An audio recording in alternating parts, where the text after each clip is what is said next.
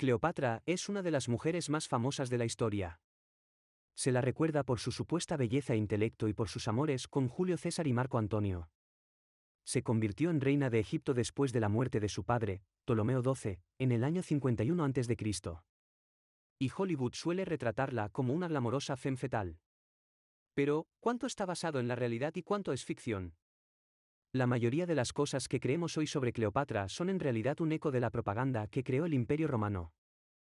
Hammer, autora del libro Las señales de Cleopatra, una lectura histórica de un ícono, señala que por el hecho de ser mujer y de gobernar un país muy rico, Cleopatra, sobre todo su independencia, era aborrecida por Roma.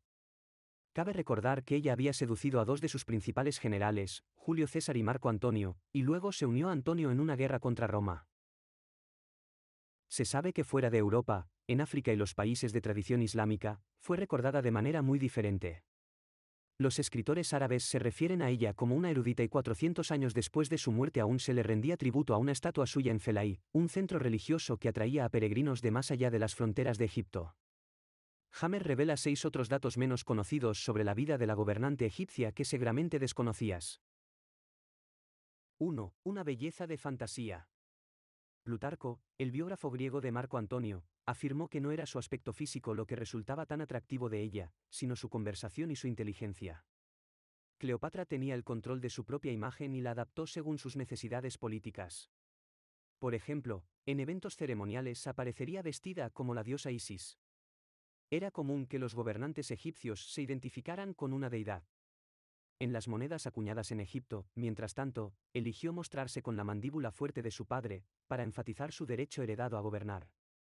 Las esculturas tampoco nos dan muchas pistas sobre su aspecto, hay 2 o 3 cabezas en el estilo clásico y varias estatuas de cuerpo entero en estilo egipcio, pero en todas se la ve bastante diferente. 2. El pequeño César. Cleopatra se hizo aliada de Julio César, quien la ayudó a establecerse en el trono. Lo invitó a hacer un viaje por el Nilo y cuando posteriormente dio a luz a un hijo, llamó al bebé Cesarión o pequeño César. En Roma, esto causó un escándalo.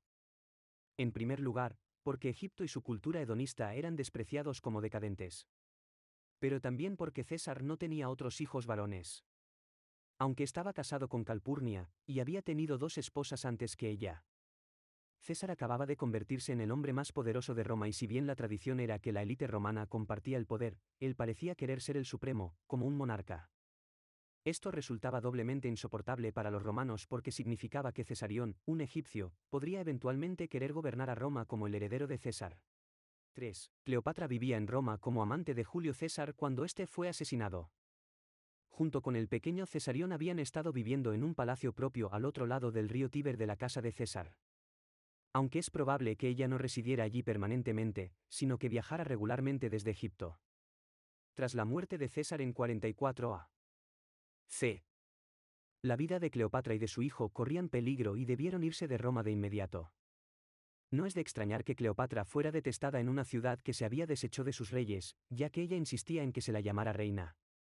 Tampoco pudo haber ayudado mucho el hecho de que, para honrarla, César había colocado una estatua de ella cubierta de oro en el templo de Venus Genetrix, la diosa que da vida, y que su familia tenía en alta estima.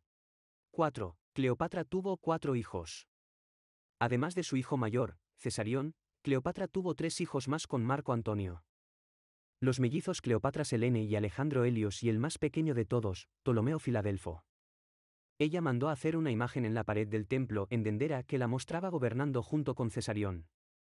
Cuando ella murió, el emperador romano Augusto convocó al joven con promesas de poder, solo para matarlo.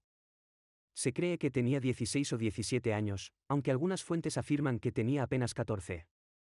Los mellizos, que tenían 10 años cuando falleció su madre, y Ptolomeo, que tenía 6, fueron llevados a Roma y tratados bien en la casa de la viuda de Marco Antonio, Octavia, donde fueron educados.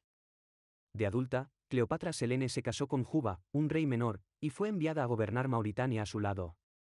Tuvieron un hijo, otro Ptolomeo, el único nieto conocido de Cleopatra. Murió de adulto por orden de su primo, Calígula, por lo que ninguno de los descendientes de Cleopatra vivió para heredar Egipto. 5. Agosto, el mes que celebra la derrota y muerte de Cleopatra. El emperador Augusto fundó su reinado sobre la base de la derrota a Cleopatra. Cuando tuvo la oportunidad de que se nombrara un mes en su honor, en lugar de elegir septiembre, cuando nació, optó por el 8º mes, en el que murió Cleopatra, para que todos los años se recordara su derrota. A Augusto le hubiera gustado exhibir a Cleopatra como cautiva por toda Roma, como lo hicieron otros generales con sus prisioneros para celebrar sus victorias. Pero ella se suicidó justamente para evitar eso. Cleopatra se quitó la vida para evitar ser usada como trofeo de victoria por Augusto. Cleopatra no murió por amor, como creen muchos. Al igual que Marco Antonio, que se suicidó porque ya no había un lugar de honor para él en el mundo, ella eligió morir en lugar de sufrir la violencia de ser mostrada y avergonzada por las calles de Roma. Augusto tuvo que conformarse con utilizar una imagen de ella para su celebración. 6. El nombre de Cleopatra era griego, pero eso no significa que ella lo fuera. La familia de Cleopatra era descendiente del general macedonio Ptolomeo, que había obtenido Egipto en el reparto después de la muerte de Alejandro. Pero pasaron 250 años antes de que naciera Cleopatra, es decir, 12 generaciones, con todos sus enredos amorosos. Hoy sabemos que al menos un niño de cada 10 no es hijo biológico del padre que lo cría como propio. La población de Egipto incluía a personas de diferentes etnias y naturalmente eso incluía a los africanos, ya que Egipto es parte de África. Así que no es del todo improbable que mucho antes de que Cleopatra naciera, su herencia griega se hubiera mezclado con otras. Además, dado que se desconoce la identidad de su propia abuela, no podemos estar seguros de su identidad gracias. La incertidumbre sobre la apariencia física de Cleopatra persiste a lo largo del tiempo, pero su astucia, inteligencia y habilidades de liderazgo la han inmortalizado como una figura enigmática e intrigante que dejó una huella perdurable en la historia. Con cada generación, la fascinación por la reina del Nilo persiste, dejándonos preguntándonos sobre la verdadera esencia de esta mujer astuta que gobernó con maestría en un tiempo y lugar tan distante, conectando Egipto con el Imperio Romano. Y así concluye nuestra exploración de la enigmática Cleopatra, una figura que sigue intrigándonos hasta el día de hoy. Si disfrutaste de este vídeo, no olvides darle like, suscribirte y compartir. Nos vemos en el próximo episodio.